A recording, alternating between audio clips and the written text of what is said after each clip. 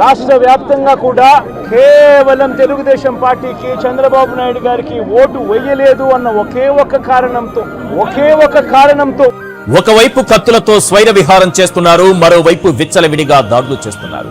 అర్ధనగ్నంగా నిలబెట్టి మోకాళ్లపై కూర్చోబెట్టి తమ రాక్షసత్వం ప్రదర్శిస్తున్నారు. వ్యవస్థలున్నాయి, మరి పని చేస్తున్నాయా అంటే సమాధానం లేదు. మరిప్పుడేం చేయాలి? అందుకే ఆ దేవుణ్ణి ప్రార్థిస్తున్నాను. దేవుడా, రక్షించు నా రాష్ట్రాన్ని పచ్చ మూకల నుంచి, పచ్చ రౌడీల నుంచి.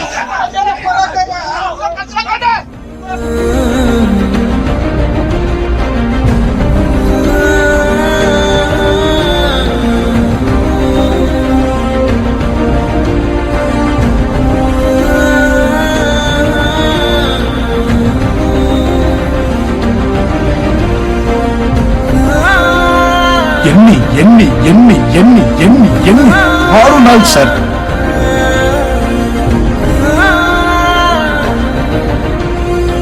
అతి దారుణంగా అన్యాయంగా ఆస్తులు ధ్వంసం చేస్తా ఉన్నారు. రాష్ట్రం మొత్తం దాన్ని చూస్తూ ఉంది, కానీ ఎవడు మాట్లాడడం లేదు. దొంగ కేసులు పెడతా ఉన్నారు, వాళ్ళే కొడతారు, మన ఇటువైపున కేసులు పెడతా ఉన్నారు. రాష్ట్రం మొత్తం ఇది చూస్తూ ఉంది. ఎమ్మెల్యేలు ఏకంగా జేసీబీల మీద, పొక్లేన్ల మీద ఎమ్మెల్యేలు స్వయంగా తీసుకేసి ఏకంగా పోయి బిల్డింగులు పగలగొట్టే కార్యక్రమాలు చేస్తూ ఉన్నారు.